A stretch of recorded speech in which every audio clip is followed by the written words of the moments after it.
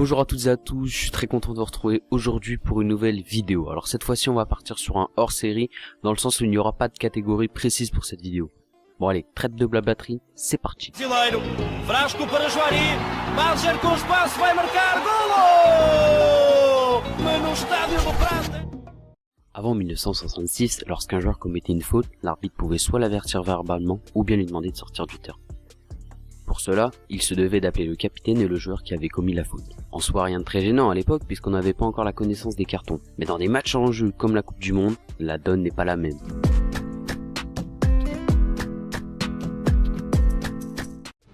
Le 23 juillet 1966 se dispute à Wembley le quart de finale Argentine-Angleterre de la Coupe du Monde. La veille, l'entraîneur anglais avait traité l'Argentine d'animaux. Vous l'aurez donc compris, la tension était importante entre les deux équipes. L'équipe de Bobby Moore débute la rencontre favorite, et l'équipe sud-américaine le sait. Ils vont alors tenter de déstabiliser les True Lions en multipliant les fautes.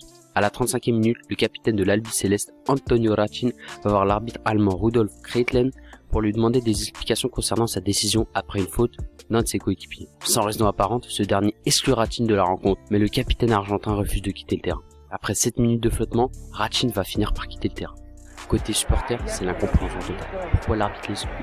Qu'est-ce que se sont échangés les deux hommes? On en vient même à la corruption.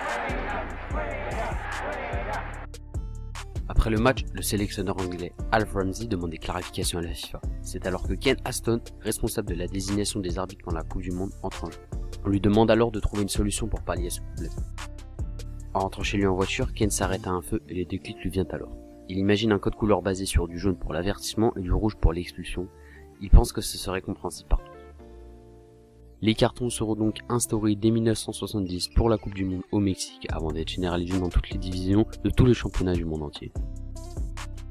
Même si aujourd'hui les cartons officiels sont le jaune et le rouge, au cours de l'histoire des variantes ont pu être proposées ou utilisées. Par exemple, le carton blanc de Michel Platini qui aurait pour but de calmer un ou des joueurs dans des matchs en jeu, et qui les expulserait pendant un certain temps. Autre exemple avec le carton vert utilisé en série B italienne qui a pour but de féliciter un joueur qui a pu faire preuve de fair play. C'est la fin de cette vidéo, j'espère avoir été le plus clair possible concernant l'origine du carton. Si la vidéo vous a appris quelque chose, n'hésitez pas à cliquer sur le pouce bleu. Mais avant de vous quitter, je tenais à rendre hommage à Norman Hunter, joueur anglais qui faisait partie des 22 sélectionnés en 1966, décédé à l'âge de 76 ans du coronavirus ce vendredi 17 avril. Bon courage à tous pour le confinement et à plus pour de nouvelles vidéos.